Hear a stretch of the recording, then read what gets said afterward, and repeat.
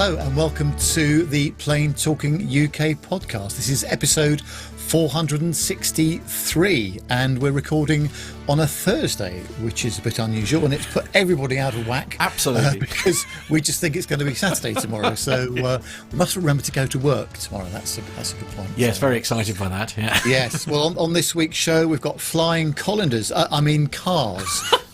One airline decided to get into the fashion industry, and we celebrate the birthday of one cabin crew member who is soon to be a great grandmother. In the military this week, massive upgrades for the RAF Typhoons and a first flight for the T7A. Joining me today is good old Matt Smith over in the PTUK Master Suite studio. Hope you remembered it's Thursday. Yeah. Today is fine. It's tomorrow that's going to spin me out, because I'm going to get up tomorrow morning and do a radio show, and then realise that I didn't need to get up at 5 o'clock in the morning in order to do it. So that's going to spin me out a bit. But Nev, you've had a bit of a journey, shall we say, a bit of a battle, shall we say, to get here on time. Well, because of the train strike business that's going on at the moment, I thought I'd take the car into London, which was superb this morning, but right, very good. Coming out tonight was very challenging and very slow. So I made it with a few minutes to spare, I have to say. So, absolutely. Which is why I'm still in the company branded uniform rather than slightly more comfortable clothing. Looks very smart, Nev, I have to say. Yeah, well, they might be a bit smelly though. I think that's that's all right. We don't have smell-o-vision yet. It's fine. No, just as well. Also joining us tonight, Carlos is not with us tonight due to operational circumstances, shall we say, and we'll find out what those are next week perhaps, but as always, our good chum Nick Codling, who does such a fantastic job behind the scenes helping us with the production, he's on the show tonight. So hi Nick, how are you? No, I'm good, thanks Nev. It's good to be back again, and this is becoming quite a regular thing now that this sub bench is starting to get a bit creaky. I think we might have to give it a bit of bit of an oiling, I think. That's it. Break out the WD-40, or as I saw somewhere, apparently they've made a WD-50, which has melted my brain. Goodness. Well, that's inflation for you, isn't it? But true. I thought that, yes, fair. But I'm just intrigued to know what the difference is. I feel like I need to invest in it just to sort of find out. It's an internet question, isn't it, I think? Well, yes, okay. I'll Google it. I'm not doing anything now. I'll have a look. One moment, caller. Let's do that, yeah. So great to have everybody on the chat room. Thank you very much, Annie, for joining us in the chat room as well. And it's always a pleasure to see folks in there. And if only I could get my window to work properly. I don't know if you can see the chat room where you are, Matt, because I can. Yes, I will have a look and see if I can get find the participants. Here we go. I'll whiz through the list very quickly. Obviously, a small crowd this evening because we are sort of out on a day that we wouldn't normally. But I'm pleased to say that the legend that is Dirk S, the gorgeous Masha, Richard Adams, Tanya, and of course Tony are in the chat room there, keeping us company today, along with the lovely Katie from Park Radio as well. So there we go. It's a small team, but as I say, we've got the experts in, so I have no doubt that we'll still be having our usual amazing conversations. Yeah, absolutely. Well, of course, it's thanks to the chat room that we can put the show on at all. And of course, your very kind donations. At the start of the month, we always read out those folks who have contributed. So many thanks once again to Bill Aronek, Sam Dawson, Alex Robinson, Dirk S, Sasha Beer, Stephen Ivey, Nicholas Codling, that's him, Luis Cachares, Alan White, Stephen Howland, Tanya Wyman, Nicholas Hewitt, Masha Geertz, Ruben Wells, Neil Lamworn, Graham Haley, Jonathan Warner, Eric Graves, Jordan Rose, Andrew Wilson, Captain Jeff, Adam Spink, Liz Piper, Jeff Ward, Jenny Parkinson, Stuart Backer, Ray Williams and Stephanie Plummer. And for those who have contributed by PayPal, that's Craig Urasoko and Mazus Kareem. Thank you very much, one and all. Your contributions help us keep the show on the road. Very much so. Greatly appreciated, especially in these, shall we say, challenging times, especially if you're here in the UK. The cost of living crisis is not a joke, is it? Let's be honest. So yeah, really appreciate everybody who very kindly puts their hand in their pocket to support the show. It is got a couple of good, great pieces of video to play out later on as well in the show. One of them is our good friend Rory has very kindly said that we can use his new video. If you're not familiar with Rory, if you look up on YouTube or in Google for Rory on Air, you'll see that Rory is a fully qualified co-pilot on the Sikorsky over up in Aberdeen. He's doing the oil rig work. That's a fascinating video, so we're going to play that out later on. And then after that, we're going to play out the second part of the interview that we did with John Brown over at the Museum of Flight at East Fortune. And I'm talking to John about aircraft preservation and how difficult that is. He's got some fascinating opinions about that, and really worth staying around to listen to that, I would say. Absolutely, yeah, going to be worth it, as I say. So, yeah, it's a packed old show. I suppose we better get stuck in, hadn't we? Yes, let's do it. Turn on the seatbelt light. Please take your seats and fasten your seatbelts.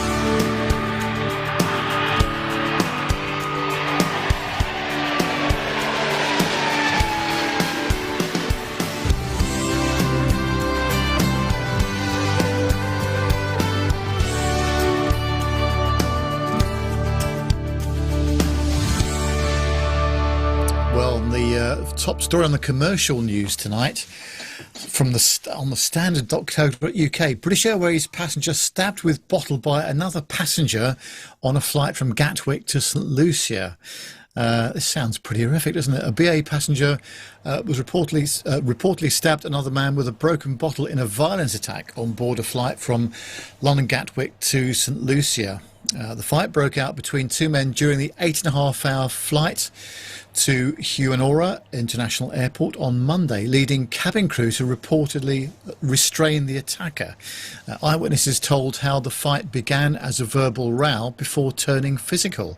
Perhaps someone had occupied my seat, 1A perhaps, I don't know. One man reportedly seized a glass bottle which he then smashed before using it to stab the other man. BA crew and two customers are said to have intervened. One passenger, said to be a St Lucian national who tried to act as peacemaker, reportedly sustained a cut that needed 12 stitches, according to St Lucia Times. Images and footage of the incident appear to show a wounded man with blood staining his white vest and blood splattered on the inside of the aircraft. A British Airways spokesman said, "We are shocked that anyone would act in this way and are grateful to our highly trained cabin crew and the customers who supported them in handling this difficult incident. We want to assure customers that this behaviour will never be tolerated and we will always take the appropriate action." The incident is being investigated by police in St Lucia. I mean, there's no stopping it, is there? I mean, can't people just behave themselves for a few hours on a flight? Also, I mean, this is not something you expect to take place on BA, is it? I mean, let's be honest. I mean, there's fights breaking out on. I mean, that wishing sound, too snobby about the whole thing. No, indeed. I mean, poor Jet 2, which I should stress are an absolutely beautiful airline. They really look after their passengers and all that kind of thing. But they do seem to have the worst luck when it comes to sort of fights and stuff on board. But I mean, I feel like this is a very, very unusual incident. Yes, absolutely. And Dirk says quite right. They can't even behave for 10 minutes on the ground. No, indeed. I mean, I don't know. I really don't know where to begin with this one. It just makes me feel sort of.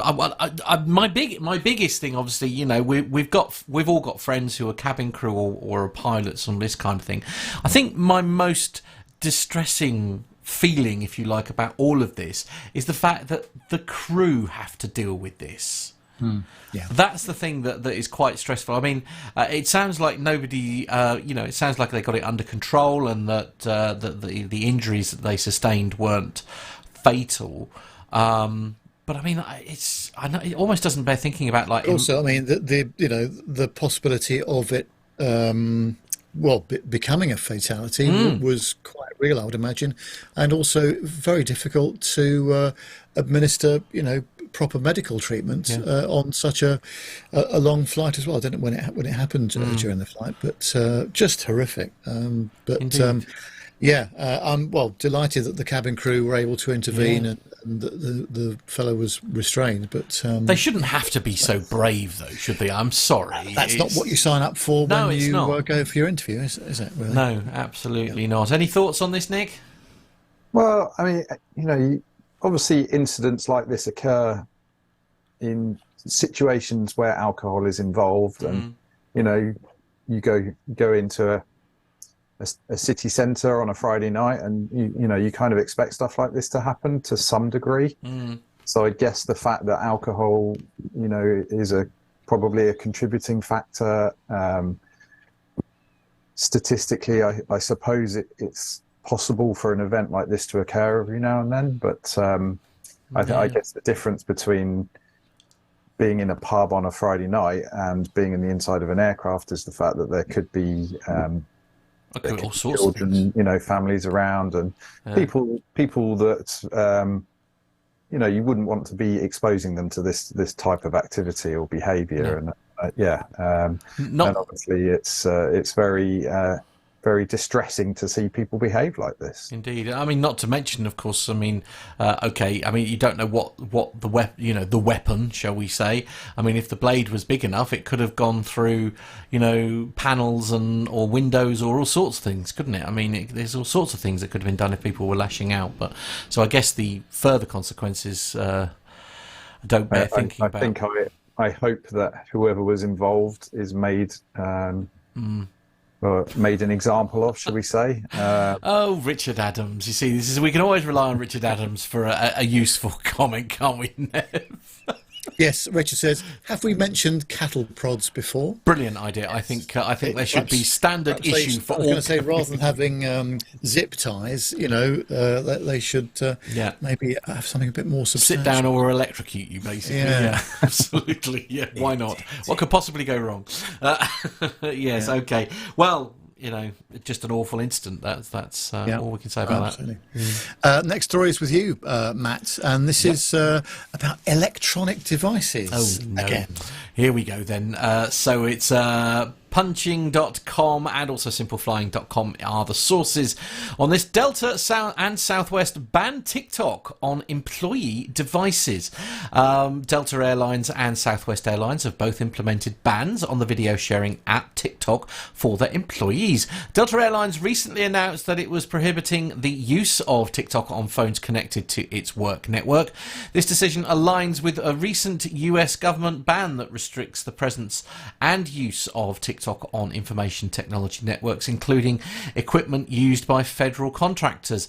Delta Airlines is extending the ban to include any personal device used to access its internal network systems. This means that using TikTok on employees' personal devices for work-related purposes, such as accessing apps, email, the intranet, or flight booking systems, will no longer be allowed. Delta Airlines itself has an official TikTok account with a significant number of followers, but the ban applies specifically to employee devices. Southwest Airlines had previously implemented a similar ban on TikTok for the same reason.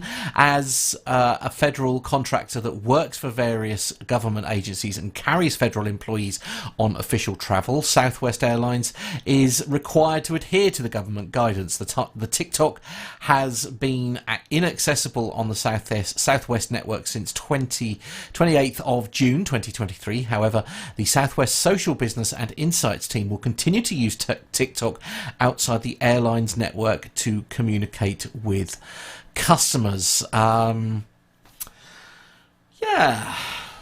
don't know how I feel about this one.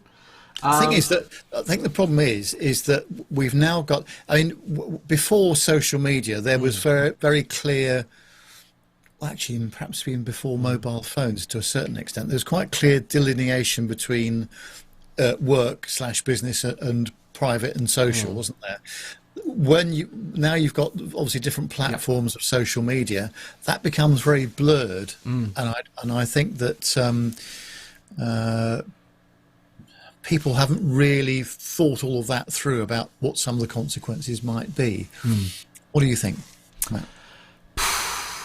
I mean, I guess my thinking on this one is it's just, I think the issue for me is this one, and I'm trying to sort of be a bit careful about, obviously, because I mean there are some political reasons behind this, and obviously I don't want to stem sort of into that territory there, but I do feel that if you're going to do this with one particular, because it's a social media app, isn't it? At the end of the day, let's be honest, a social media app. So if you're going to ban TikTok, then you need to ban Instagram, Facebook, and Twitter, and whatever the new one is that Meta is. Because let's be honest, the data policy with Meta is probably as questionable as any of the other social media networks, including TikTok and all that kind of thing. So my concern is that TikTok has been sort of like singled out, if you like, and no real explanation or reason has been given.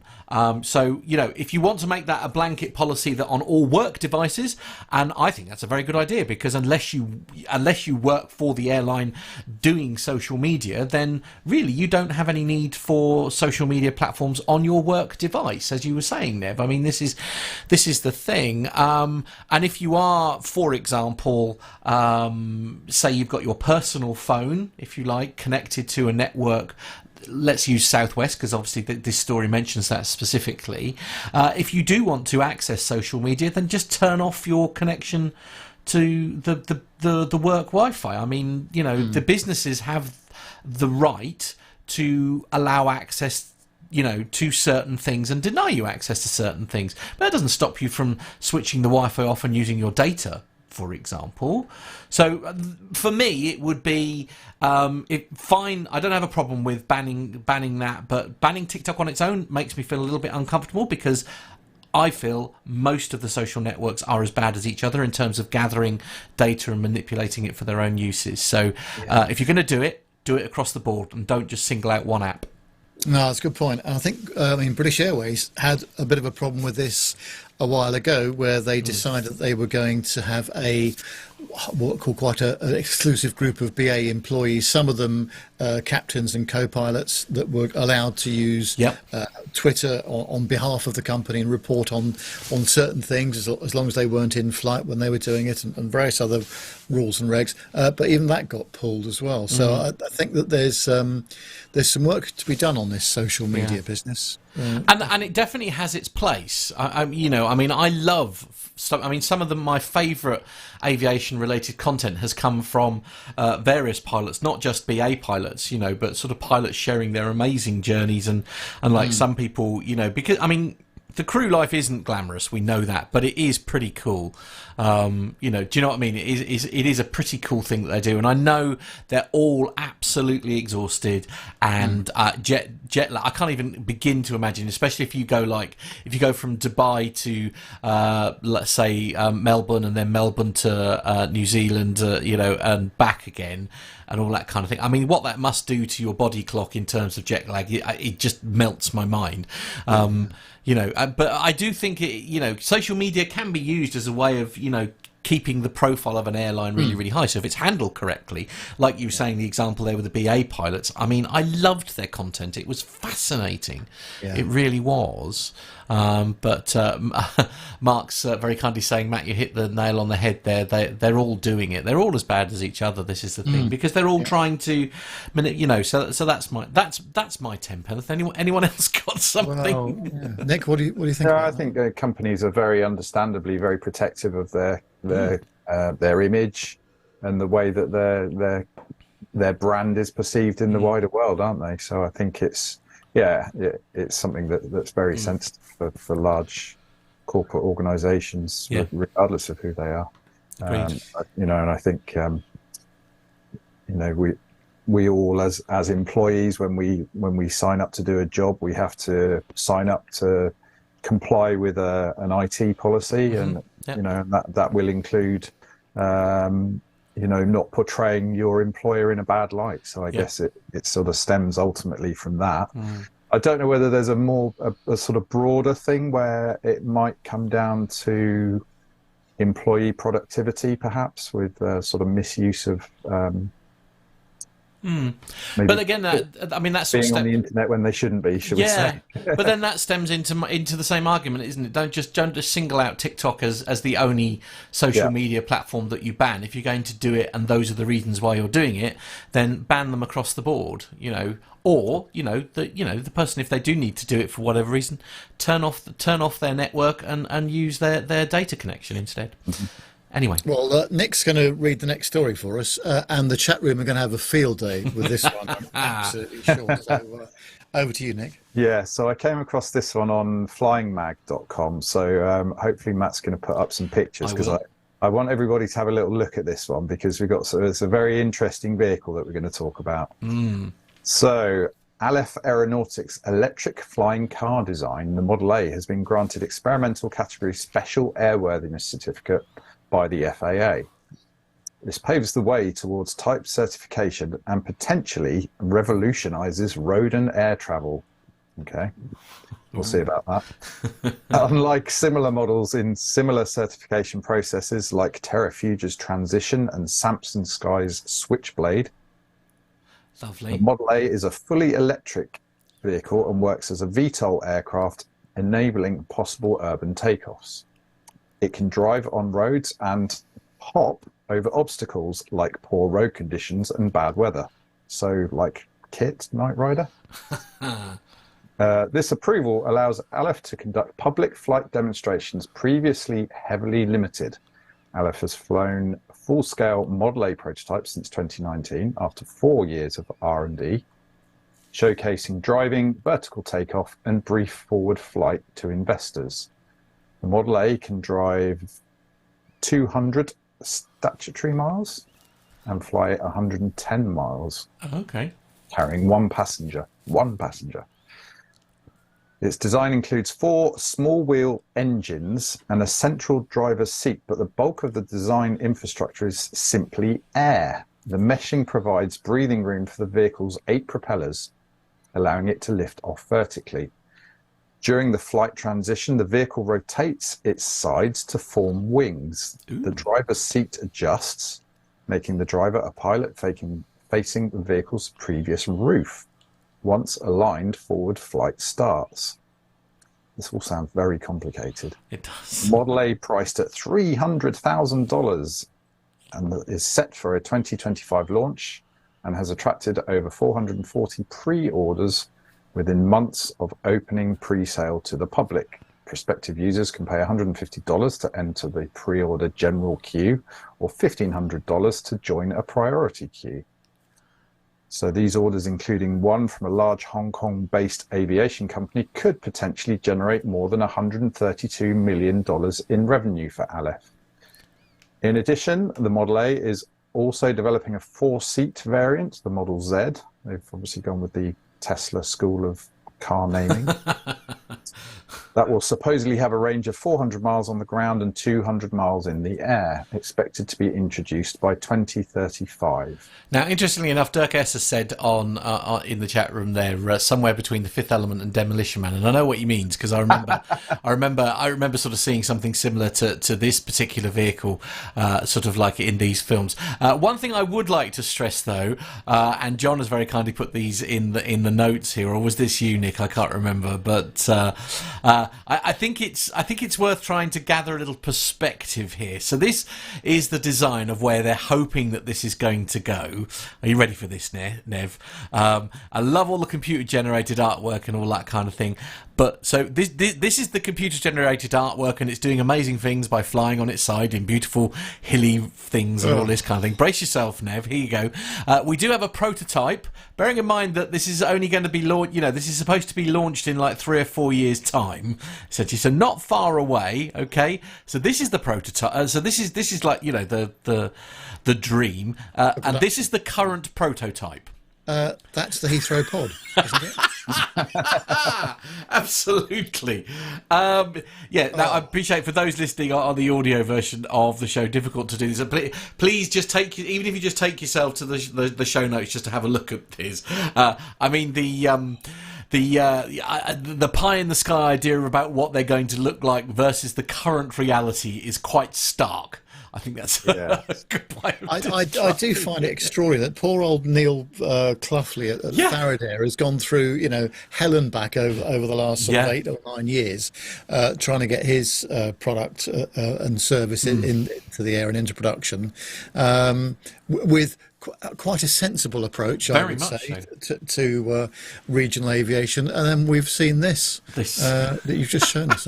Well, even the kind of the dream, as you called it there, Matt, of the computer generated image of what they'd like it to look like. Yeah.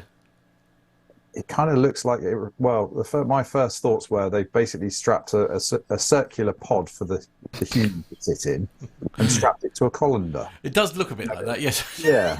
Absolutely. Mark Priestley is asking, by the way, question, is it pothole resistant? I mean, if it's flying over them, potentially yes, I guess. But I mean, it has the aerodynamics of a Volvo 240, doesn't it? You have to be a certain age to know what Indeed. that is. or the aerodynamics of a house brick, Nev, to be fair, let's be honest.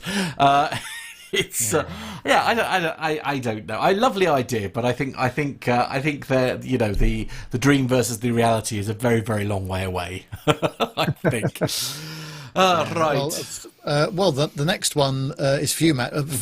Some more normal aviation. I'm pleased. Oh, good. Right. Absolutely. Yes, the headline on this one, it's airport-technology.com is the source on this one, and the headline is Air Intuit renews fleet with Boeing 737-800s, marking 45 years in operation.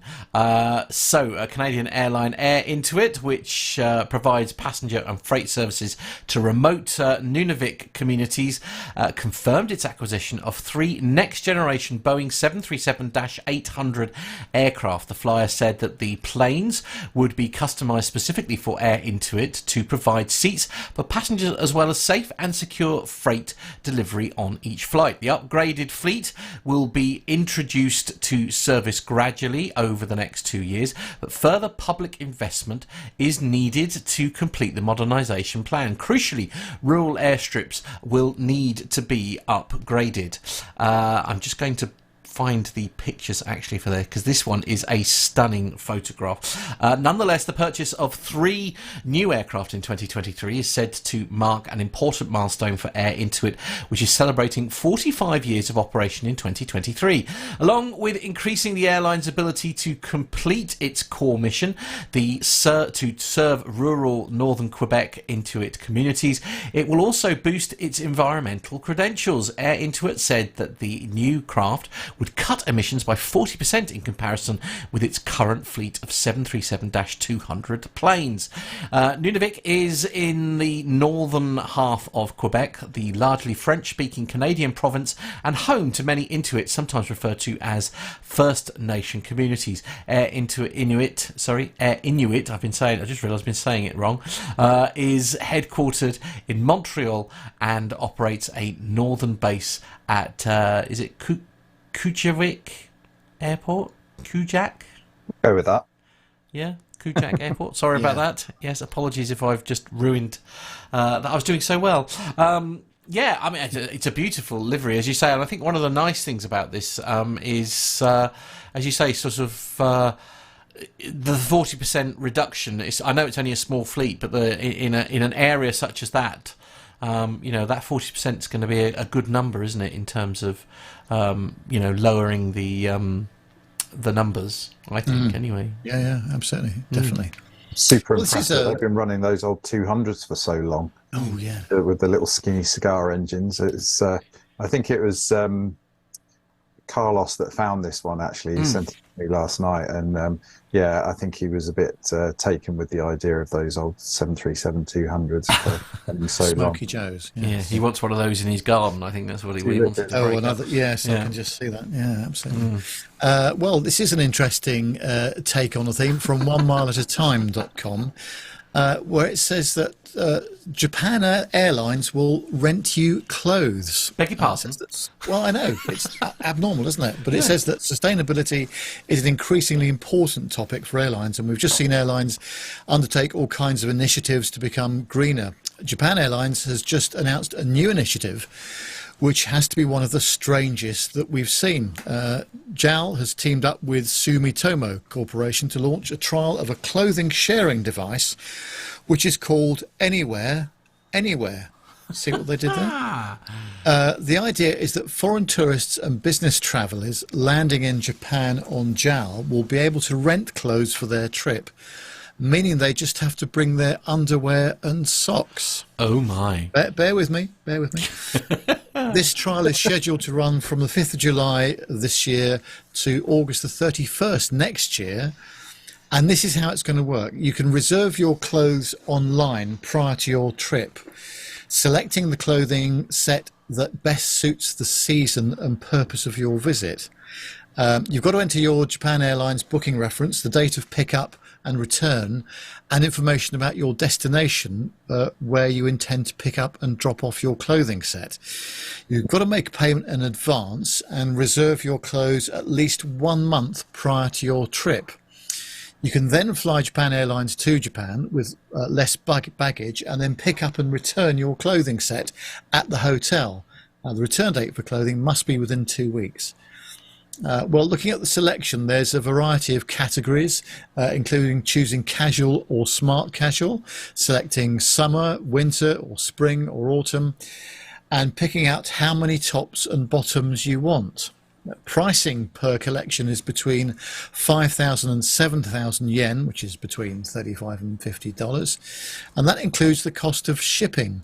The trial will initially be limited to visitors arriving in the country on Japan Airlines flights until August 2024, as I mentioned. But if the service proves to be a success, Sumitomo may look at rolling out to other One World carriers also. That could be BA, couldn't it? It could. While removing a few items of clothing from an aircraft may not sound like much, even small amounts of weight can make a difference over long distances. According to Japan Airlines, every kilogram of weight taken out of a flight between Tokyo, Haneda and New York JFK reduces the aircraft's carbon emissions by 0.75 of a kilogram. Also, when carried out at scale, the initiative could prove very effective.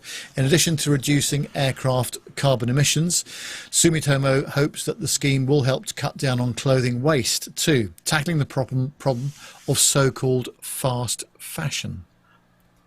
Oh, I've got a lot of questions here. Indeed, you're too tired for this, really, aren't you, Nev? Let's be well, especially for...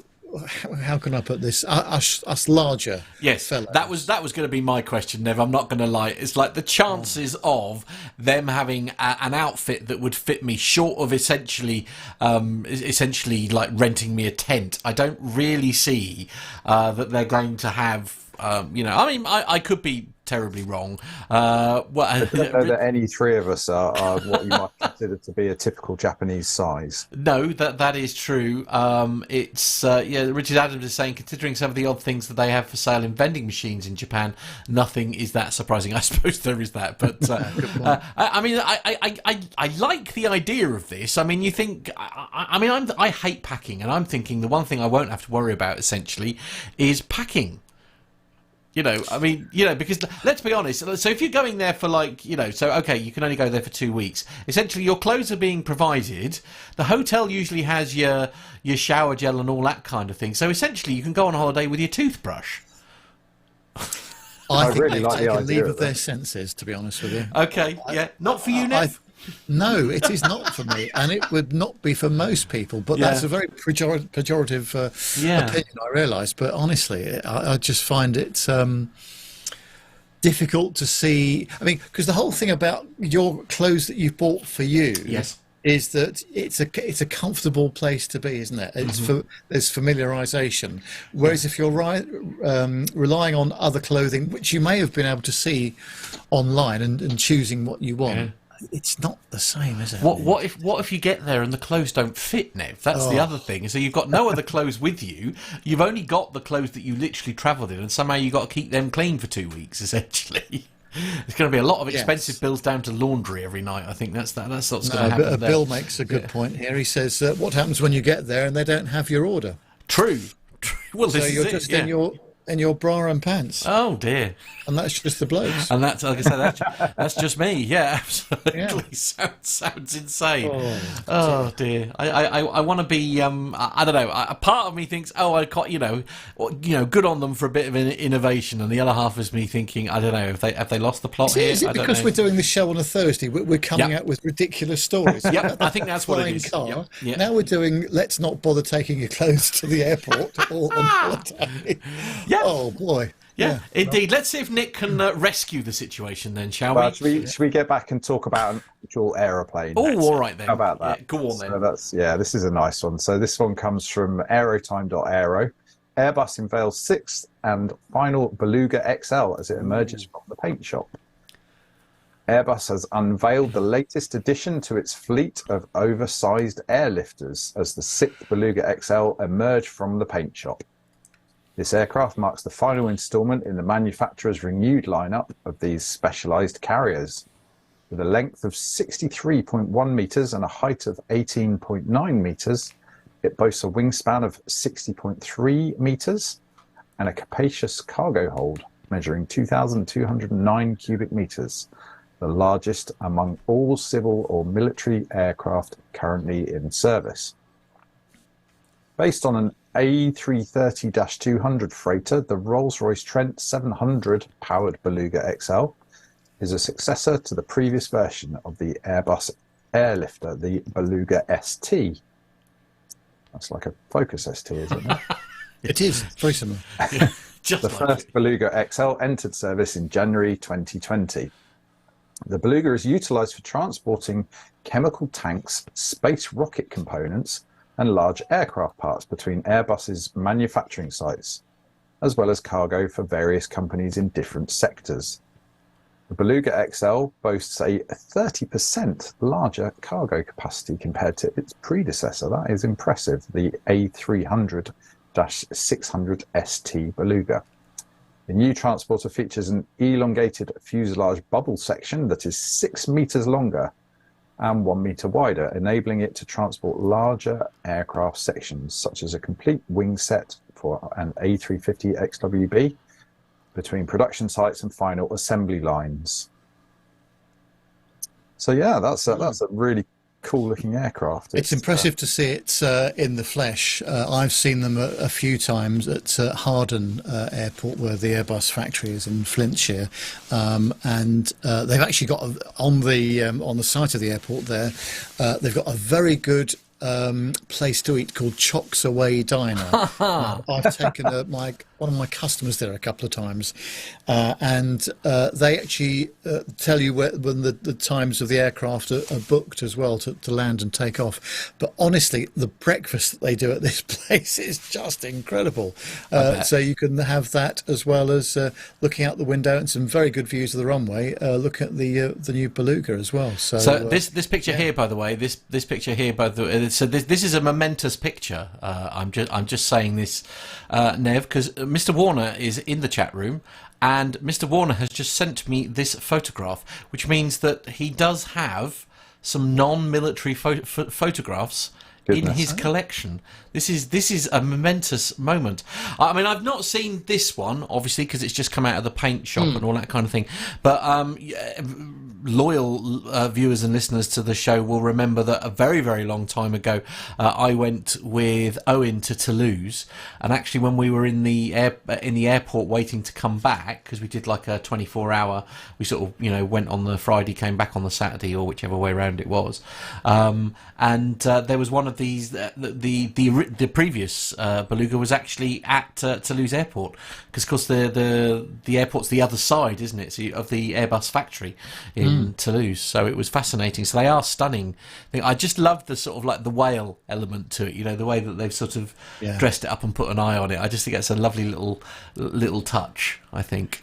No, excellent. That's really good. And also, I seem to recall. I mean, I haven't obviously seen this one because it's just come out. But the XL, it's not very noisy at all. It's really surprising. Yeah. And the landing and takeoff speeds aren't very high either. So. No, indeed. Jonathan's saying that was at Riyadh last year that he grabbed that picture. So. Great picture. Talking of large aircraft, on the Birmingham World .uk, this is all about the world's largest airline, which has returned to Birmingham Airport. And the A380 landed at Birmingham on Saturday, the 1st of July, returning to the region for the first time since March 2020. Emirates flights at EK 039 touched down in Birmingham at 12:25 local time, with the iconic double-decker receiving a warm welcome from locals as it taxied to the stand. It also featured Emirates' brand new distinctive livery with modern updates to the tail fin and wingtips. Emirates has now resumed using its 615-seater Airbus A380s for the first time since the pandemic. The A380 service is daily and adds to the existing 777-300ER service to serve Birmingham with a combined 1,042 seats over the 2 flights per day.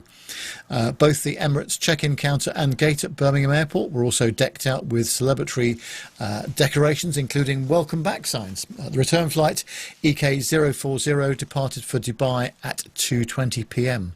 Emirates originally started the Dubai to Birmingham route in December 2000 with its A380s being used from 2016, and in 2017 the airline flew thrice daily to Birmingham using the A380, although that was eventually reduced to twice daily until the pandemic hit.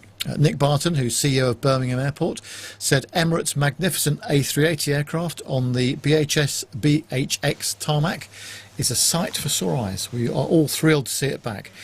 Whether travelling for business, leisure or family, our twice-day Dubai services are very popular, with 9 out of the 10 seats sold on average. It had more than 10 seats on an aircraft, but I think I know what you mean. The extra capacity offered by the A380 will be welcomed by Emirates customers. Now, I mean, so we've chosen, I think it's safe to say that we've chosen to sort of go with the facts that are associated with this story. But now, Nick, you found a slightly different take on this, on a different media outlet, shall we say? Yes, well, I think, here at PTUK, and I think this is possibly one of Nev's more specialist areas, is doing a particularly good line in being outraged at the general media and the way that they cover aviation. And I know it's a sort of a bit of a pet peeve of ours. So it turns out that they relaunched the service on the 1st of July, and unfortunately on the 4th of July they had an incident with a bit of a heavy landing, which caused a tyre to pop, and consequently, as you might expect, that put a bit of an extra strain on the brakes and caused a bit of smoke to occur. And not us. Wow. There was some out of taking precaution for safety. The fire services at the airport obviously responded just to make sure that everything was safe. But obviously, as our media like to, it was completely sensationalized to the point where it was, over dramatized and making a real big fuss about it. One of them in particular showed the picture that Matt's putting up now, which this is what one of the media outlets deemed to be an appropriate way to cover what is essentially a bit of a non-incident by showing a passenger's blurred photograph of something.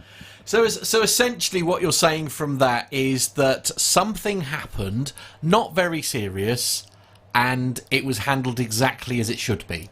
Yeah, that's about the depth of it. Any thoughts, Nev?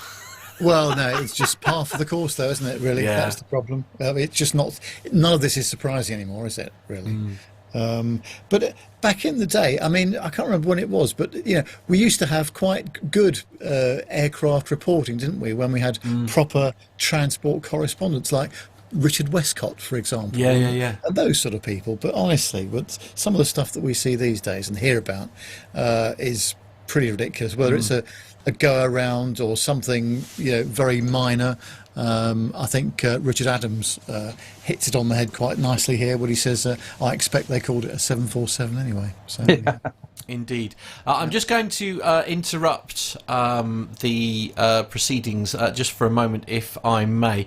Carlos has just sent actually a message into our group chat here. It's a story hot off the presses of from the suffolk.police.uk website, and it's a story in Halesworth, which is not far away from where the studios here, me and Carlos, are. It says, Halesworth, light aircraft crash. Emergency services are currently at the scene of an incident in Halesworth. This story was published literally a couple of minutes before we went on air. Police were called at approximately 5:15 p.m. today, Thursday the 6th of July, following reports of a light aircraft crash in the grounds of Heveningham Hall. Police, ambulance crew and Suffolk Fire and Rescue are all in attendance to the incident. The pilot, a man, is being airlifted to hospital having sustained serious injuries. No one else was on board the plane. At this stage it is believed the pilot was attempting to land the plane at the time of the incident. An area of Heveningham Hall has been cordoned off while officers deal with the incident, and the Air Accident Investigation Branch has been informed. There we go. So that's Halesworth quite near you then? Yeah, so Halesworth is probably about 6.5 miles away from us, up the literally the Halesworth Strait, just up the road from us. And Heveningham Hall is, I'd say, just the other side of Halesworth. So. So yeah, indeed. There's a big event going on at Heveningham Hall this weekend as well, so it may have been related to that as to why aircraft and stuff were going in there. That's all we know at this stage. We may have an update perhaps to share with you on next week's show, but that's hot. Okay. Indeed, yeah. Well, as I say, it sounds like only one person involved at the moment, and they have been airlifted to hospital, so fingers crossed, all is well, as you say. But that's all we have for the moment, literally hot off the presses. Yeah, well, unfortunately, the next story is also not very good. A medical incident at Bangkok Airport, Matt. Indeed, yes. Sorry, just switching to the right thing. We're not going to put any images on this one. It's from the Guardian.com, and it's a woman's leg is amputated at Bangkok Airport after getting stuck in a moving walkway.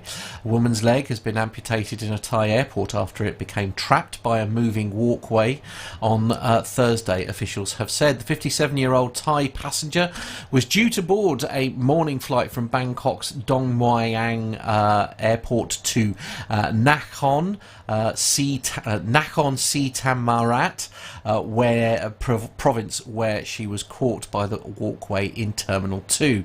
A medical team there eventually had to remove her leg from above the knee, according to airport officials. On behalf of the Don Muang International Airport, I'd like to express my deepest condolences regarding the accident. The airport director, Karen Than Rapat, told a news conference, I'd like to insist that we will ensure that no such accident will happen again. He said the airport would be fully responsible for the woman's medical costs and would be open for negotiations regarding other compensation. The medical team at the hospital informed Karen that they could not reattach her leg, but the woman requested to be transferred to another hospital to assess the possibility there, he said.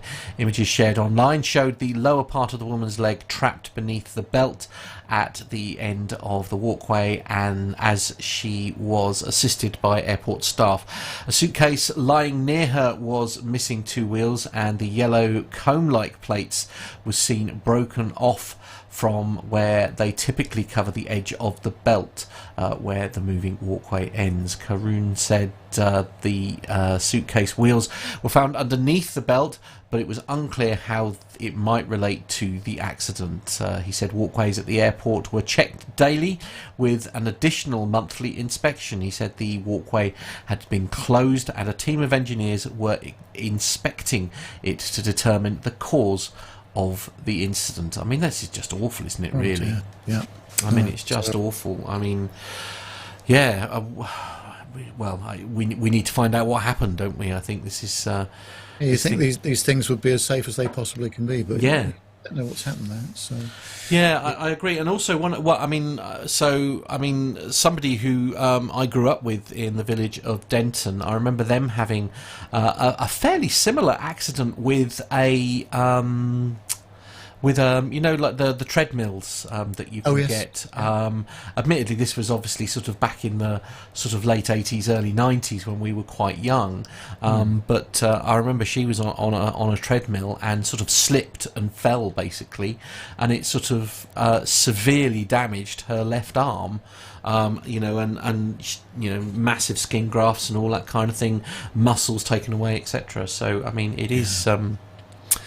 It is pretty. I can see how it's happened, having known somebody who it happened to, an incident, something similar. It's just awful, really. It is, absolutely. Well, shall we move on to something slightly more? Shall we? Good idea. Happy news. Yes. On the falmouthpacket.co.uk, it says that one of the UK's oldest flight attendants celebrates her 73rd birthday. Soon-to-be great-grandmother Pam Clark, affectionately known as Nana Pam, is EasyJet's oldest employee. She is based at Luton Airport and has served the airline's customers on more than 4,500 flights. Ms Clark, a former hairdresser, joined EasyJet as a cabin crew member after spotting the carrier said that it had appointed her as its recruitment ambassador for over 45s, as she has exceptional customer service and people skills. Following the launch of a diversity campaign last year, the airline has seen a 10% increase in the proportion of applications for cabin crew roles from people in that age category. Cabin crew on commercial flights by UK Airlines must be at least 18 years old, but there is no upper age limit. They must pass a medical examination every 5 years. And Miss Clark said, "My advice to anyone over the age of 45 thinking about applying for a role as a cabin crew at EasyJet would be to go for it. When I applied for the role 20 years ago, I knew that my age and experience meant that I had something really valuable to offer. Nowadays, I'm meeting more and more colleagues like me who have made a brave career change later in life, so don't be afraid. My favourite part of the job has been meeting passengers from all over the world and giving them the most enjoyable travel experience possible. I'm proud to work for a company that puts people first." EasyJet's Group People Director Jane Storm says, "At EasyJet, we put people at the heart of everything we do. We're incredibly proud to have Pam on our team, and she is a testament to our warm and welcoming cabin crew who have a passion for great customer service. We would encourage people of all ages who share our passion to come on board, and with Pam's 73rd birthday just around the corner, we're hopeful she will inspire even more talented people to join us in the future." Well, I'm going to get an application form. I think you should absolutely do it, Nev. I worry about you having to deal with the general public. That's it. I know it's something that you do a lot of. It's my anger management skills aren't really absolutely good. I think you'll need to go on an awful lot of courses firsthand just to make sure that you don't have a.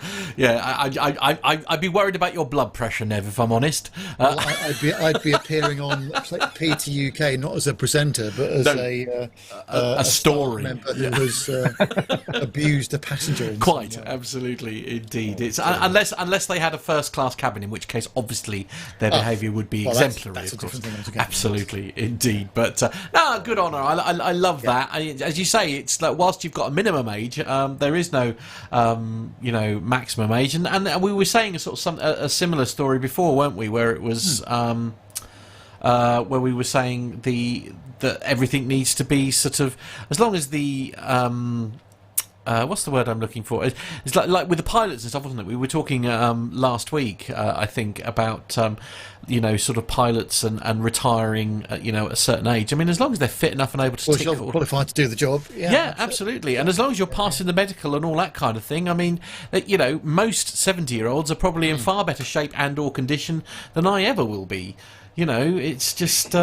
It is what it is. Dirk S is saying, but Nev exclusively serving champagne to 1A alone. I mean, obviously that is a risk. Right.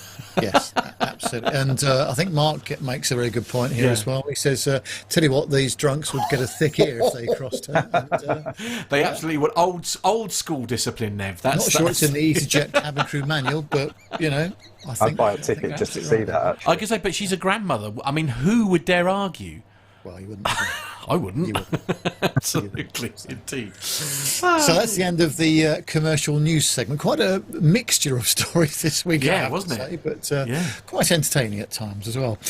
Well, next up, you may have seen on YouTube that Rory on Air is back. Now, Rory's a helicopter pilot, and he's been documenting his journey through all the training that he's been doing to become a fully qualified commercial helicopter pilot. And I was in contact with him this week, and I said, Rory, do you think we could just rebroadcast your latest video, because it's absolutely fascinating? And Rory's been very quiet recently. He's been involved in a lot of training, brand new job, moved the family up to Aberdeen as well, and I thought it's a great opportunity for us to see what he's been up to. So let's have a look.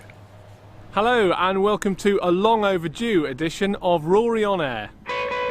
Lots of you have been in touch to ask what I'm up to and why I haven't posted a new video for ages. The answer is I've landed my first commercial helicopter job as a co-pilot for Bristow. I'm based in Aberdeen in the northeast of Scotland, flying the S92. The job is transporting offshore oil and gas workers to and from platforms, boats and semi-submersibles in the North Sea to the east of Aberdeen, and both on the east and west side of the Shetland Islands.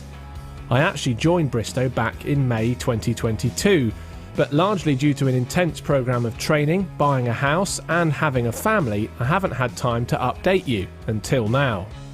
In this video you'll get to see some of the action on the Bristow ramp as aircraft start up, load passengers and depart for their flights offshore.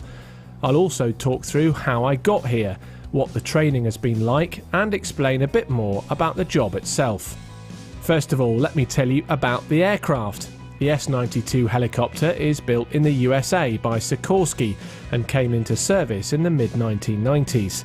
She has room for 19 passengers and 2 pilots. The aircraft is powered by 2 General Electric turboshaft engines, each capable of producing around 2,500 shaft horsepower.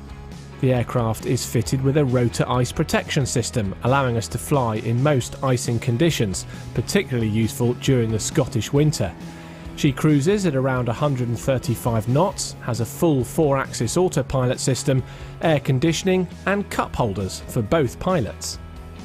Aberdeen is still one of the busiest heliports in the world, with 4 commercial helicopter operators flying several hundred passengers on and offshore. A typical day sees crews arrive at 6 AM to plan their flights, checking weather information, NOTAMs, load restrictions and many other parameters.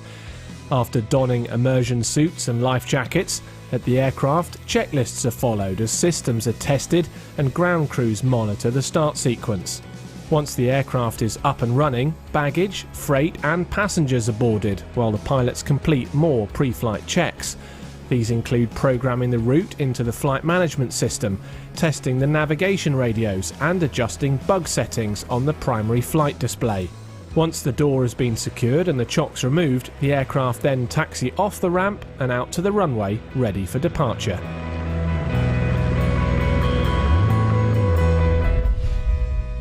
Welcome to the cockpit of the S92 helicopter here in the sunshine on the ramp at Aberdeen. I wanted to talk you through a little bit about the process that got me to this job, and also a little bit about what the actual job itself is like. So last April I completed the multi-engine instrument rating on the Augusta 109 helicopter. I think it was less than a couple of weeks later I was offered an interview with Bristow here in Aberdeen. So I came up, I did an interview, I did an assessment in their simulator, did an ILS and a couple of circuits and a few other bits and pieces, and then I did a maths assessment as well. And at the end of the day I disappeared off, and I got a phone call a few hours later offering me a job as a co-pilot here on the 92. I was absolutely thrilled to accept. I'd long wanted to work for Bristow and follow some of my friends and colleagues who were on the same training course as me back in Leicester, and to get myself up here as well. So I was absolutely chuffed to bits to be offered that opportunity, and within a few weeks I was here, having moved my family up from Leicester up to Aberdeen, and started off the training process, which kicked off with a couple of weeks in the classroom learning the ins and outs of this S92 helicopter, the various different electrical systems, the hydraulic systems, engine, performance, all kinds of things. We went through all the manuals and everything. So that was quite intense for a couple of weeks. Then we moved into the simulator phase. So there's a simulator in the Bristow Training Centre, just a few hundred yards up the road here at the airport. And we spent about 5 or 6 weeks, my stick buddy and I, in the sim, learning the kind of procedures for the aircraft, everything from taxiing on the ground right the way through to the sort of handling complexities of landing and taking off from rigs offshore. Doing different types of instrument approach back into places like Aberdeen and up in Sunborough. And then once we completed that, we then did the type rating test, also in the simulator here. We passed that after a couple of days. It's 1 day of sort of VFR stuff, the general handling of the aircraft, and then 1 day of IFR stuff. And then we're signed off on the 92. That gets added to our licenses. We then came down to the Forties Road part of the operation, which is here where I'm sitting on the ramp here, and began what's called line training. So first of all, you do a kind of sim to aircraft conversion. So you go and fly the real thing for the first time for a couple of hours with an instructor, and get a feel for the slight differences in handling characteristics between the sim and the aircraft, but mainly just to kind of get a feel for what it's actually like to fly one of these things. Of course, the simulator has a little box behind this cockpit area where the instructor sits and kind of manipulates things, and they do things like fail engines on you and stuff like that. But of course the real aircraft, as you can see, goes back a long way here. Then there's the tail as well, of course, with that big tail rotor on the top of the pylon. So you have to bear that in mind when you're operating the aircraft, when you're taxiing it around. There's a lot of it behind you, and of course once you're onto decks offshore and stuff, that is even more apparent. So that sim to aircraft conversion was our first chance to get really hands-on, which was really, really exciting. I mean, pulling this thing, max takeoff weight of 12 tons into the hover just by lifting the collective was a feeling I'll never forget. I couldn't wipe the smile off my face for hours. So that was pretty awesome. Then the next thing we did in the aircraft was our day decks. So we actually flew off to a rig who kindly facilitated allowing my stick buddy and I to do 5 takeoff and landings each on the platform, which gets us the practice we needed in doing the approach and then the transition and land on the deck, and the same lift into the hover, and then pulling power coming up to our takeoff decision point, and then flying away from the platform. We practiced it in the sim, so we knew what to expect, we knew what we were aiming to do, but the sim is quite difficult to do on the sort of rig side of things, because the visual elements of the real world and the kind of seat of the pants feel that you get can't be completely replicated. So it was great to get the chance to do that for real. And then after that, we're deemed as ready then to become sort of useful co-pilots to a certain extent anyway. So we then go off and do flights with passengers, taking them to rigs with experienced training captains who keep us right and start to build up our knowledge and understanding of the job itself as we actually go through the day-to-day workings of a helicopter company taking oil and gas workers to their place of work and back. It's a really great opportunity to kind of build up the kind of understanding of what each day is like, from loading on the passengers, talking to our traffic team who look after the passengers, the ramp team who manage everybody around here, helping get fuel on board, getting the aircraft checked by the engineers, requesting permission to taxi around on our ramp here for Bristow, and then of course dealing with Aberdeen Tower and ground and getting our movement around the airport and all that sort of stuff. Bristol 78 Bravo. Bristol 78 Bravo, Aberdeen ground taxi Bristol 5 Delta. Bristol 5 Delta, Bristol 78 Bravo. Then the different radio frequencies that we speak on offshore. There are various different radar frequencies as we transit further and further offshore. And then, of course, dealing with the rigs and the boats themselves, talking to them on the radio, asking what their load is that they need to bring back to Aberdeen, how many passengers they have, whether we need to take fuel.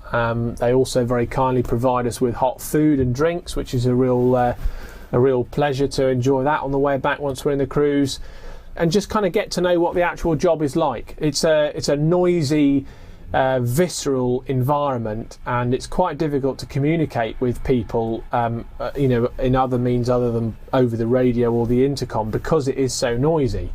So you have to kind of learn to deal with a bit of sort of basic sign language. There's a lot of thumbs up, there's a lot of gesturing, all that kind of stuff, which makes it quite interesting, and you get used to that, and you get used to the way people do things, and the procedures are kind of known offshore as well, so that's really good. You can see here I'm sitting in my cotton flying suit, which in the summer we're allowed to fly in. We wear a life jacket as well, which I'm not wearing at the moment, and our orange immersion suits, which keep us warm and reasonably dry if we were to ditch in the sea. In the summer, with the sea temperature warm enough during daylight hours, and with sea states, i.e. not too rough, we're allowed to fly wearing our cotton suits if we choose. And obviously the life jacket as well. So we kind of interchange. Sometimes I come into work wearing my cotton suit, other times I wear my uniform shirt as well. So various different outfit changes go on.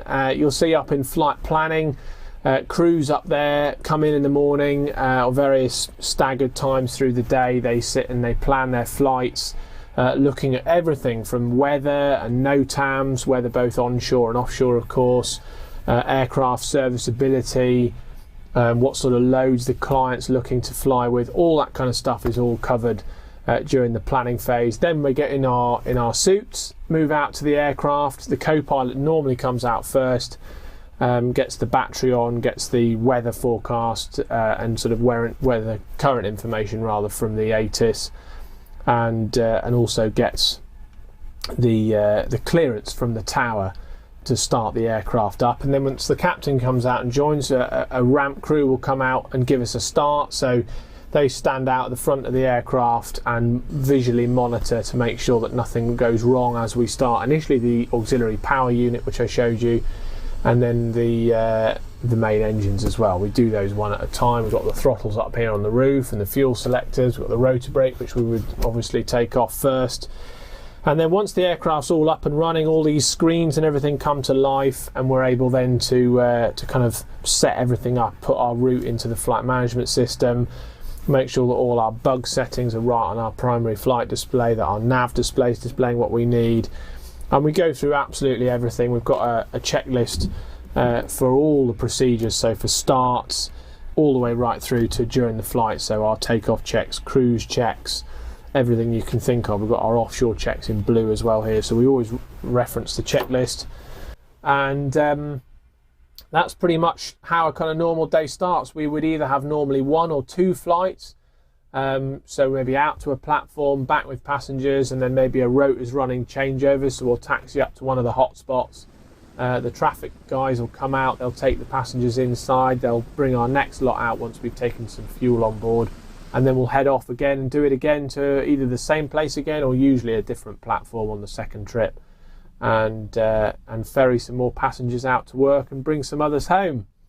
It's different every day, although we are generally going to mainly the same places.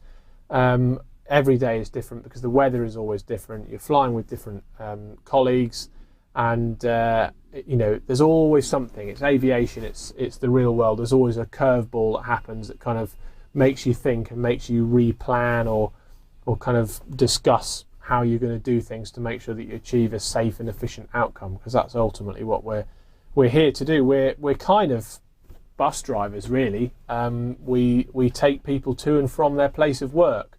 It's an important job, but it's not vital that we go now. We're not search and rescue. We're here to do it safely and efficiently and get everybody where they need to be, you know, on time if we can, but the absolute priority is safety.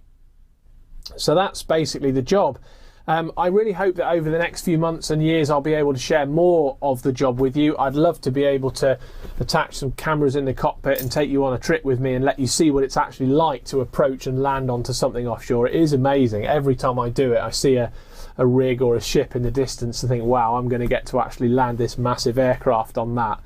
It always gives me a buzz. I really, really love doing it, and it's a privilege to be at this point where I'm actually now being paid to fly helicopters and really live out my childhood dream. So thank you to Bristow for giving me that opportunity to get started in a flying career.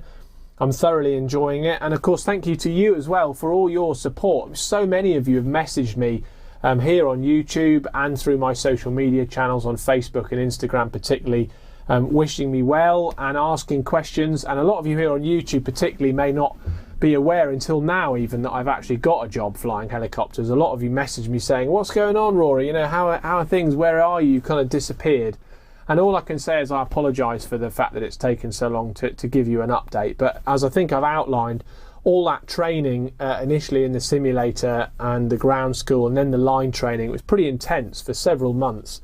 I've got an 18-month-old lad called Jack and my wife as well. We've bought a house up in Stonehaven, which is just a few miles south of Aberdeen on the coast.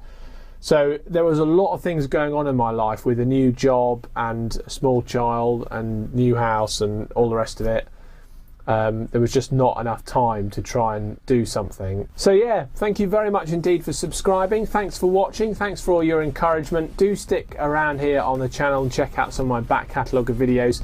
And I do try to post relatively regular updates and some photographs and things from various parts of the job on my Facebook page and my Instagram page as well. Details on the screen for you to follow me on there if you don't already.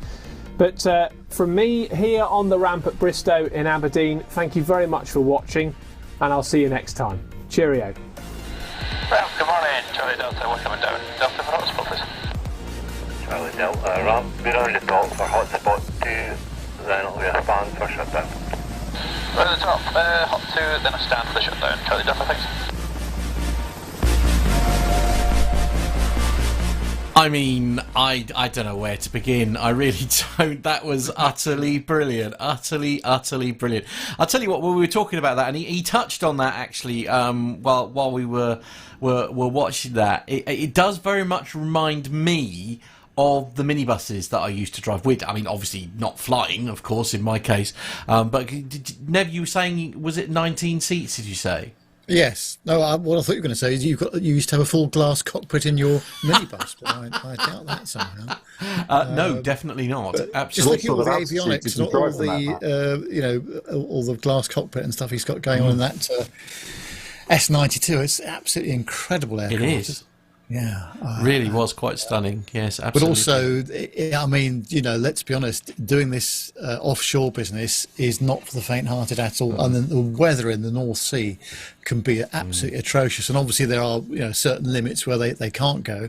But nonetheless, the training must be absolutely first class for these guys and girls to be able to do this. Yeah, indeed. It's. Well, you'll have to see if you can catch up with him, Nev, because I've got lots of questions. I'm going to see if I can pop up to Aberdeen one of these days, and I'll see if I can, Rory and I can find a time to sit down. We can have a bit of a longer chat. But I'm absolutely delighted that Bristow was given him the permission to be able to shoot this and show it as well. Yeah. So if you want to find out more about Rory, just do a search for Rory on Air on Google, and that you'll find him on Instagram, Twitter, Facebook, and on YouTube as well. And on YouTube you'll see all of his journey so far about how he got here. And it's quite a long journey, that's for sure. Various things that he's been doing, both flying fixed wing and rotary aircraft. But this clearly is the job he really wants, is flying helicopters. And he's It's still, I was about to say he's a very lucky man, but actually. No. Let's face it, he's worked so hard to get this far. I mean, so there's a lot of skill behind it as well. And that's the bit that sort of melts my mind, really. Obviously, I mean, I'm very familiar with his voice. He was somebody I used to listen to very regularly on BBC 5 Live. As you say, it's such a career change as well, isn't it? But it's just so exciting that he is literally living the dream, as he said. He's living his boyhood dream, which is just brilliant. Well, yeah, the good point that Richard makes, actually. He says even the passengers need regular ditching practice in the pool simulator, and that's very true. One of my chums services audiovisual equipment offshore as well for his company, and he needs to do that, I think it's every 6 months or every year. Can't remember how long it is now.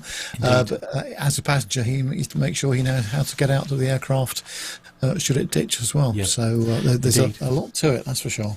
Yeah, indeed. And of course, a very real possibility, isn't it, as well, because they are flying much slower and all that kind of thing. Things happen, don't they? So, but you've got to be prepared for every eventuality. So there we go. Absolutely. Well, I hope you enjoyed that. I certainly did. Always fascinating to hear from Rory, and tremendous, and thanks to him for allowing us to show it to you as well. So time for a bit of military, I think, folks, don't you? Okay. Yeah, I'll press the button, shall I, Nev? All right, off you go. What's up, bogeys 13550, Angel 16, heading 340. Okay, Undersea bogey.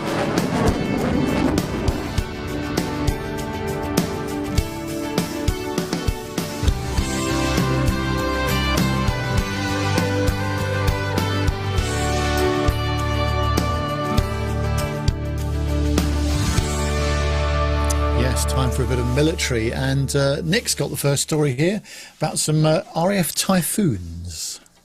Yeah, so this one comes from the forces.net, and it's all about the RAF Typhoons getting an £870 million advanced radar upgrade. So the Royal Air Force's Typhoon fighter jet is one step closer to acquiring one of the world's most advanced radar systems, as well as additional upgrades. Under the $870 million 5-year contract awarded to BAE Systems and Leonardo UK, Typhoon fighters will have upgraded radar capabilities and will be fitted with the European Common Radar System, ECRS Mark II, one of the world's most advanced radars. This will allow the aircraft to simultaneously detect, identify and track multiple targets in the air and on the ground. The ECRS Mark II will be integrated into the RAF Typhoon Tranche 3 aircraft and offered to other nations that operate the aircraft, boosting UK defence exports. Minister for Defence Procurement James Cartledge said the RAF Typhoon is one of the most mission-ready and capable aircraft anywhere in the world, helping protect our skies at home and abroad. This contract award is an investment in the future readiness and preparedness of our fighter jets so that we can continue to showcase our world-leading air capability. The radar contract will sustain 600 engineering jobs in Edinburgh, Luton and Lancashire. The Typhoon Programme Director, Group Captain Matt Dorbin, said Typhoon is the backbone of UK combat air, capable of completing a wide range of air-to-air and air-to-surface missions. The ECRS Mark II will ensure Typhoon remains operationally effective in the future force mix in an ever-increasing contested environment. Amazing that the electronics in these aircraft are just state of the art, aren't they? They really are. So, yeah. I mean, forgive my naivety on this one, but I mean, I'm just going to pop that last picture back up. I mean, to me, Nev, these look like really thick sound, sound tiles. Do you know what I mean, you put on the wall? Is that like part of the systems, if you like? To I think that part of the wind tunnel, perhaps. Possibly. It looks like an anechoic chamber to me. So they would have placed the aircraft in there. And what that will do, it's got those tiles which have got kind of foam pyramids on them. And what they do is effectively they will absorb any radio transmissions. Right. So they will stop any transmissions escaping that test booth. Okay. And it will basically allow them to test the electronics on board the aircraft without any sort of sort of external interference and stuff. Yeah, they're properly creepy places. I mean, I've sort of worked a bit in the electronics industry myself, and some of these booths, you go in there, and there's such a high degree of not only electronic deadening but also sound deadening, to the point where you can hear your own heartbeat. Wow. Yes, I've been in an anechoic chamber at the University of Salford in Manchester, actually, and it's very weird indeed, quite eerie, isn't it? In that sort of place. Yeah. Wow.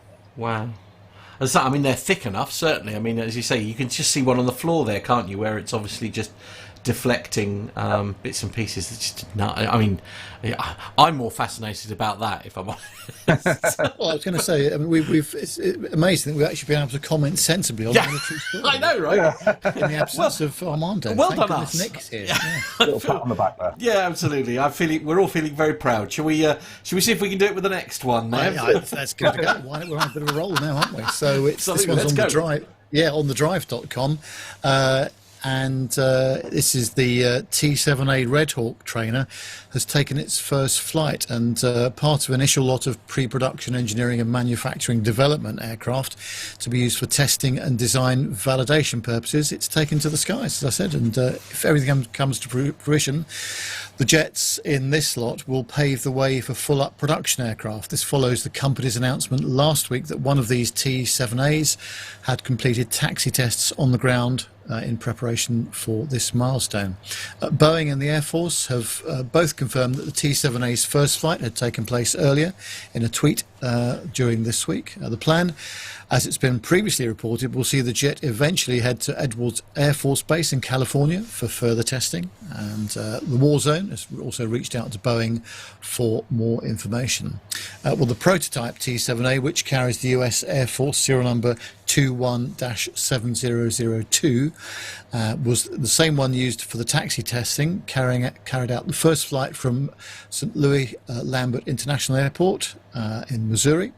And the Red Hawk is slated to eventually replace the Air Force aging T-38 fleet, which are becoming increasingly more difficult to operate and maintain. Boeing had alluded to the impending first flight with a video that highlighted Major Bryce Turner as one of the two individuals expected to take the T-7A to the skies for the first time. Turner, who's a member of the 416th Flight Test Squadron, which is a third-generation Air Force pilot, and an African-American, said in that clip, that it's not just any other test for me. The Red Hawk's name and the jet's current paint scheme are direct references to the Tuskegee Airmen of World War II fame, who served in the US military's first African-American flying squadron, which eventually equipped P-51 Mustangs with red painted tails. The first flight is an important step forward in the T-7A's development process, and reaching this stage is perhaps particularly important given how behind schedule the Red Hawk is currently.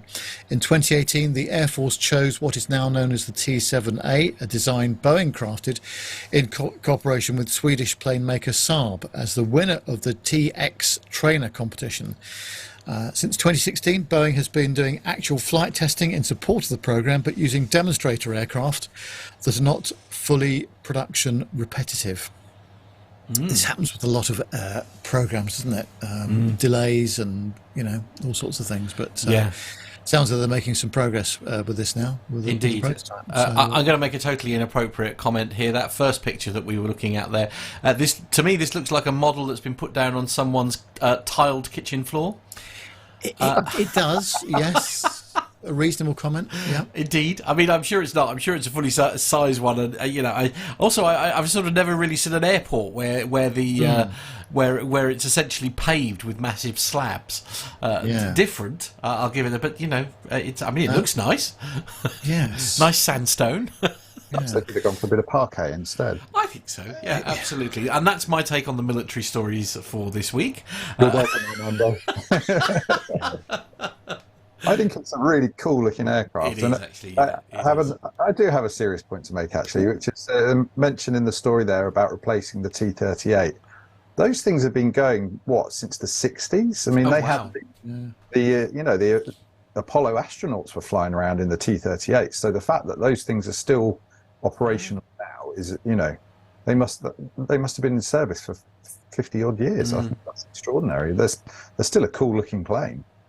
Yeah, absolutely, indeed. I guess it's inevitable that they will update it, but I guess there's sort of but this seems to be quite commonplace, doesn't it? In military, isn't it? That they don't just change it for the sake of it. Do you know what I mean? It's not just if the aircraft will still do the job and it's still passing its airworthiness checks and stuff. It is quite the big decision when they change to something else. Yeah, the military always get a lot of life out of their aircraft, don't they? Absolutely, yeah. Value for money, you see, that's what it is.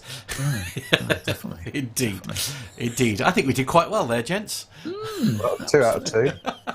We've left the last one to you, Matt, so you're welcome. Oh, thank you. Okay, all right then. Well, we'll just whiz through this one quickly. Simpleflying.com. Oh, he says he's just realised he's on the wrong camera. Let me just do that. It's the trouble when it's picture story and I'm pressing the buttons.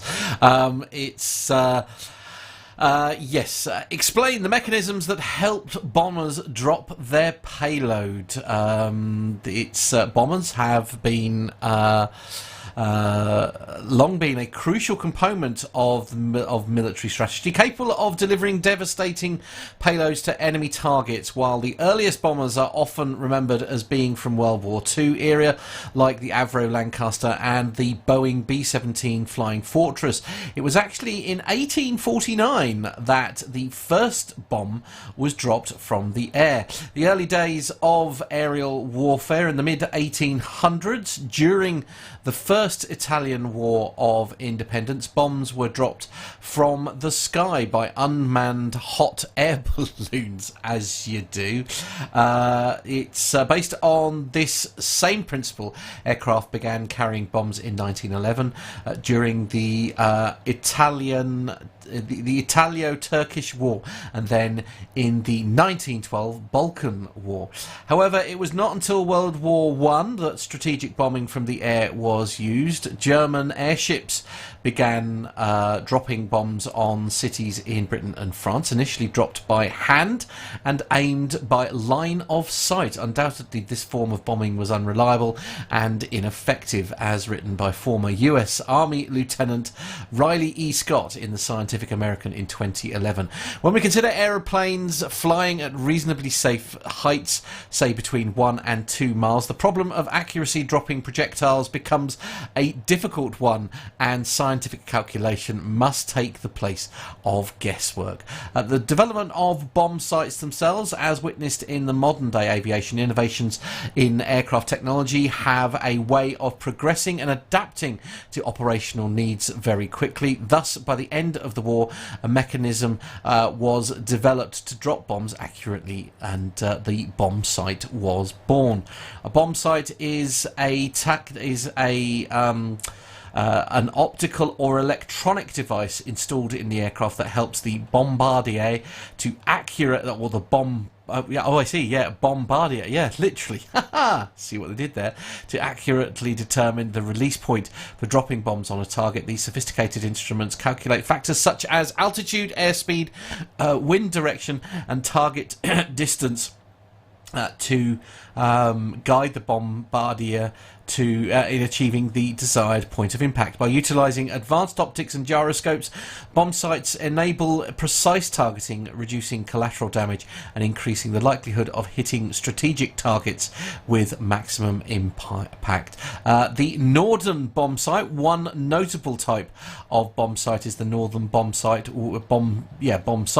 which gained prominence during World War II. It was a highly complex mechanical device that utilised a series of gyros and intricate mechanical computers to calculate the precise moment for bomb release. It offered exceptional accuracy, allowing bombardiers to drop bombs with impressive precision. The Norden was compiled using a radar system to facilitate accurate nighttime and cloud-shrouded bombings, the evolution of bomb sights.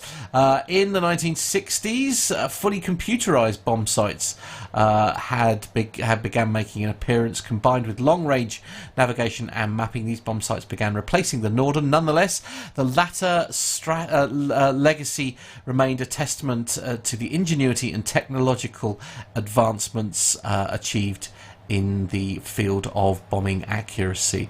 Over the years, bomb sights have evolved significantly, incorporating advanced technology such as laser range finders and computerized target acquisition systems, allowing for more accurate and efficient bombing operations.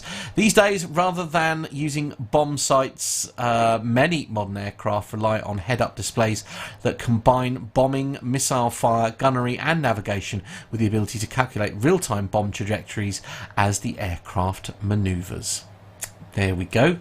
Matt, this is the occasion you can shout out, oh, bombardier. Is that what I'm supposed to say? Yes, you could. Oh, no. Oh, no. I've been trying so hard to say it right, and I'm using the company name and not actual... However, not to worry, because there will be another occasion later in the show where you can say that word again if you want. Oh, okay, all right. I look forward to it. Excellent. Okay. Oh, I feel like there's a clue there to something that's coming up. Very good. Okay, so that really is it for the military now, I'm pleased to say. We find military quite hard work, don't we, without... Yes, it's because we don't have the knowledge that we need. This is why we miss Armando when he's not here, because he actually knows what he's talking about, and he has this unique ability of making the military sound interesting. I don't. Not to worry. Well, let's go back up to Scotland now, shall we? And let's go to the Museum of Flight in East Fortune. As you may know, Carlos and I were up there a few weeks ago, had a fascinating trip of the museum and did a number of bits and pieces there. We also had a chance to interview Ian Brown. Carlos was talking to him last week. Ian's the curator of the museum there. But this week, I thought I would show you the video that I shot with Ian. I was asking him a lot more about the aircraft's heritage and the preservation and how they go about it up there. So let's go and have a look. Well, here we are again, back at the National Museum of Flight in East Fortune. I'm with Ian Brown, who's the curator. Thanks very much indeed for spending some of your time with us today. We've had a great visit around the museum, I have to say, but it's become quite obvious that, you know, these aircraft need upkeep and looking after. How difficult is that to do? I mean, obviously it's the aircraft outside. I mean, if you talk to anyone at any museum with aircraft outside, they'll tell you it's a real challenge. I suppose the exception to that might be if you talk to the guys at the museum at Pima. You know, the nice dry Arizona desert's a different matter. But I mean, we're lucky we've got 2 full-time conservators on staff, and I mean, certainly their focus at the moment is looking after our 3 outside aircraft, which is the Avro Vulcan, the de Havilland Comet, and the BAC 111, and I mean, I have to be honest, when you know, hopefully everyone will come and visit the museum and see them for themselves, but when you see the aircraft, you can tell they have been outside. I mean, the Comet flew here in 1981, the Vulcan flew in 84, the 111 Camber Road, it was part of the British Airways collection at Cosford, but it had been at Cosford for, I think it was 35 years before it came here. So I mean, again, it had been outside for quite a while as well. And they are showing the effects. I mean, you can see, you know, there is paint peeling on I would say that, and I was last here in 2015 myself, and you can definitely tell that, you know, the years that have gone by, you know, inevitably, that, you know, the aircraft are going to deteriorate, aren't they? I mean, I'm not going to try and pretend. I mean, there's no point in lying and say, oh, you know what, they're in mint condition, and you know, I'm going to Photoshop every picture that anyone can see. That, I mean, they are suffering. We do want to get them indoors, and we're sort of would love to do that if we can. But as I say, our conservation team are working on them at the moment, and one of the things that I found interesting, they've been working the Comet over recent years. Some of the window seals had gone, so there was some water collecting between the 2 layers of perspex. So in order to do that, they were taking the windows out, and obviously this is Scotland, so you know, you don't want the rain getting in while you're dealing with that. So in order to seal the window holes, the best way of doing that was using an inflatable space hopper, which bizarrely becomes the big press story. You know, these aircraft with orange space hoppers in the windows. But you know, they've also been looking at internal structures. You know, and as I say, the Comet's been here since 1981. I mean, for many years we had volunteers looking after them, and I mean, they did a fantastic job. But when you actually look inside the wing, the main spar, there's almost no corrosion on, apparently. I mean, I haven't seen it, but you know, our professional conservators say they are actually in fantastic condition. I mean, they've lifted up the floor and looked at the internals of the underside of the aircraft, and certainly for the Comet, I think the whole as part of the redesign of the Comet 4, following on from obviously the issues with the Comet 1 and the fatigue failures, they really built the Comet 4 like a tank, and it's obviously really thick gauge metal, because even after 40 odd years outside, I'm not saying it can survive forever outside, but it's actually in remarkably good condition. The issue certainly for our visitors is because they've been repainted several times over the years, and it's not aviation grade paint, so the paint fades in the light. So certainly for the Comet, it does look very tired, and the Daniel livery, I mean the red is now a kind of salmon pink. That whether viewers believe me or not, it is actually in better condition than it looks, but we are aware that it is an issue, and we are trying to look after them the best we can until we can hopefully get them undercover in the future. Our listeners are always interested in aviation heritage, of course, and the preservation of it as well. I mean, we've just seen a recent failure down in Cornwall of the museum that's closed there, which is very sad indeed. It's a terrible loss. How challenging is it for you in terms of funding and keeping the whole place going? I mean, we are in a very lucky position. I mean, without wishing to point fingers, I mean, obviously what's happened at Cornwall is not, no one would choose to be in that situation, but it is in some respects a salutary lesson about tenure of site, and I mean, I know it's a concern for a lot of aviation museums. I mean, for volunteer-run museums that are accredited, so to achieve the accreditation standard, they have to have a professional mentor that works with them. And I'm the accreditation mentor for the Aviation Museum, or Dumfries and Galloway Aviation Museum. So I kind of work quite closely with them. So I'm not saying I know every volunteer-run museum, but I have an awareness of some of their concerns and challenges. And I mean, Dumfries could potentially have been in a similar situation. They rented their site.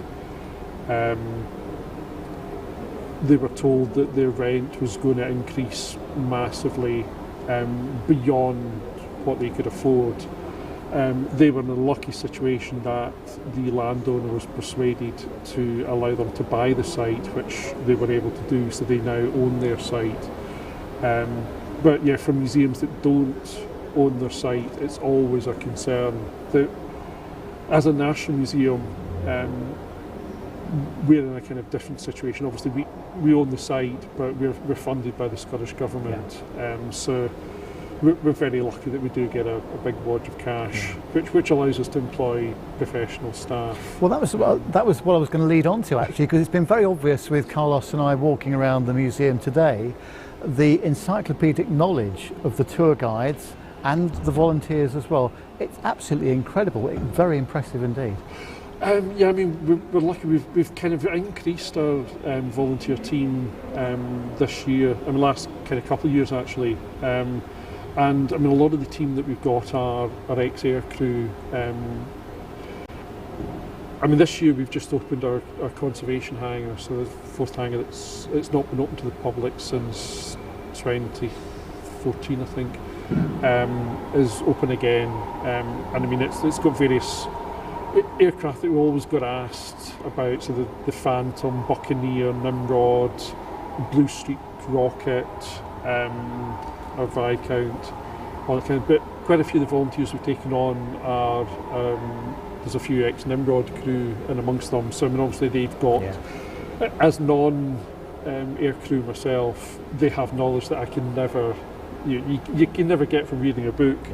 And I mean, one of the other volunteer museums that I work with a lot at Moravia, up in the north of Scotland, at Kinloss, they're very similar. Most of their volunteers, because they're at Kinloss, which is not that long since it closed as an RAF station, most of their volunteers are ex-RAF air crew. So it's one thing to have someone take a tour and they can learn the information, but when your guide is someone who's actually lived it, it's a whole different level of experience. And I mean, that's certainly something that we've tried to give to our visitors, and and hopefully that comes across in the tours. It certainly does, absolutely. Now, you mentioned that you were non-flying, but we're going to ask you the question that we ask everyone at the end of interviews, which is, if you had the opportunity to go and fly an aircraft, whether it's military, commercial, general aviation, retired or current, what would that aircraft be? Well, I mean, I don't have a pilot's license, but the limit of my experience was in the Air Cadets. I think I've got 5.5 hours on chipmunks, oh, that's okay. which tells you a bit about my age when the Air Cadets were flying chipmunks. What would I fly? It's got to be a Typhoon, I'm afraid. I mean, one of the nice things that I love about this museum is that we're not just the military aircraft. I mean, we have the resource and the size of site that we have the commercial aircraft that a lot of museums just don't have space for. And who doesn't love flying to some nice exotic location? But there's just something sexy about fast jets. Yeah, absolutely. I mean, the F-22 and F-35 things, fine, but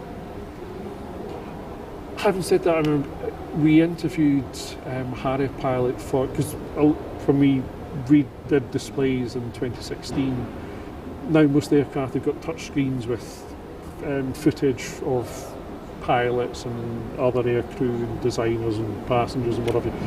And talking to one of the Harry pilots, it never occurred to me, because with a V-stall aircraft, you have to have a huge amount of engine power in order to do a vertical takeoff, which means if you're doing a short takeoff, it goes like a racing car. And it never occurred to me, and I thought, you don't think of a Harrier as having an excess of power. But so possibly a Harrier, but probably a Typhoon, to be honest. Well, that's fantastic.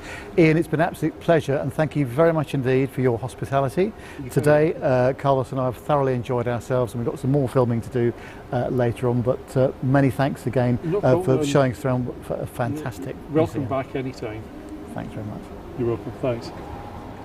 What a wonderful, what a nice fella he is. Absolutely, it really was. It sounds like you had, as you say, you had an absolutely cracking visit there. And Nick, you were saying about trying to get up there yourself, actually. Yeah, it looks fantastic. It looks like a really thoroughly well organised place with a lot of really worthwhile exhibits. And it sounds like they're trying to sort of get all of the exhibits undercover, like as soon as possible, Nev, he was saying there. Yeah, and there's some challenges there. They were going to build a new hangar as well at one point. But no, it's they've got a very nice display of outdoor aircraft, other hangars as well with aircraft in, and of course Concorde Alpha. Oh, wow. Was where we shot it, so brilliant. But thanks very much indeed to Ian and the team at the Museum of Flight at East Fortune. We thoroughly enjoyed our time there, and we hope to be back again one of these days soon. So that was indeed brilliant. Right, what's next? It's the competition. It's the competition. The book we are giving away this week is called Cold War Boys, previously unpublished tales of daring do from pilots and crew of the Lightning, Phantom, Hunter, Tornado and other aircraft. Written by Richard Pike and published by our friends at Grub Street Publishing. We have the bag. That means we have some correct answers in there. I shall have a fiddle around in there. Had a few incorrect answers as well this week, actually, yes. Do you want to know what the correct answer is? Yeah, go on then. Go on. Well, you better read it out, actually, Matt, because it features one of your favourite words. I see. I'll ask the question. You can give me the answer. Indeed. So the question was, what is the fastest business jet in production? Is that the correct question? Yes, so indeed. And the answer is, Bombardier Global 8000 Mach 0.94 is what it could achieve, as I say, or Bombardier, as I like to say. That's more like it. Lovely. Absolutely. Indeed. And I've drawn out the name. Dirk S. Dirk S. Love it. Dirk. Great job, sir. Excellent stuff. Send me your address if you wouldn't mind, and I will post this to you tomorrow or Saturday to the fine country of Germany. And, Indeed. I'll be with you probably, hopefully, before the end of next week. All being well. So yeah, that should be good. We haven't got a competition this week, not because we haven't got any books, but because I haven't had time to prepare a question because I got home rather late. So we shall resume that next week. Definitely. Indeed. So well done, Dirk. Excellent job, sir. Nice one. Okay. Let's do a quick round robin then. What have you got in your diary for this week, Nev? Chaos, generally speaking. Tomorrow, I'm going up to a place near Banbury in Oxfordshire to meet up with Captain Jeff and Captain Nick and co, because Jeff is over for the Formula One at Silverstone this weekend. Which will be fantastic for him because he's never been to a Grand Prix before. I don't think. Yeah. So that'll be so great. Jealous. I love Silverstone as well. They picked a good one. That'd be nice for Jeff to go to that. Yeah. Next week I'm down in Brighton at our office for a couple of days, doing some bits and pieces down there. Not flying for a couple of weeks, but the next time I do some flying will be about the 3rd week of July, up to Edinburgh for a few days again. So nice. That's the plan. Yeah. Indeed. Nick, what have you got in your calendar? Not a huge amount. I mean, I think it's going to be a busy week coming up with the day job. I think I'm still reeling from the fact that we're recording this on a Thursday. I'll go to work tomorrow. I know, we're all a bit horrified. Yeah, indeed. Yeah, I've not got much in my diary, it has to be said. I'm sort of on the wind down from, I'm in the process of changing jobs, so on a bit of a wind down. But I do have so I've got an outside broadcast tomorrow, which is one of the reasons why we're recording this evening. And also, I've got an outside broadcast on Saturday. So tune into Park Radio if you want to hear either of those. When you said you're changing jobs, are you going to be a cabin crew for each? That'll be it, yeah, absolutely. Yeah. I'm going to see if I can squeeze down the aisles and fit in the galley and all that kind of thing. That'll be fun. I think you make a good cabin crew member. Actually. You've got a very good public persona. Yes. And someone that likes providing good service to people. Yes, indeed. Yes, I haven't quite disliked all humans just yet. No.